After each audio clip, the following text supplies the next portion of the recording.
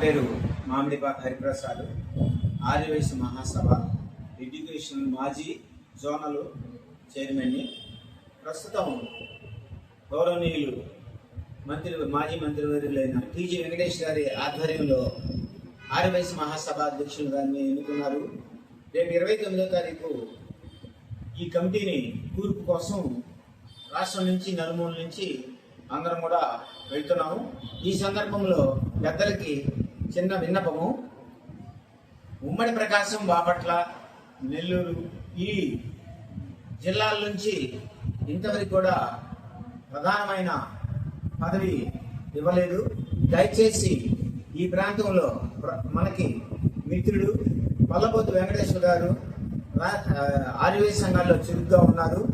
వారు ప్రతి కార్యక్రమంలో పాల్గొంటూ అందరినీ కలుపుకొని పోయే మనస్తత్వం ఉన్న వ్యక్తి.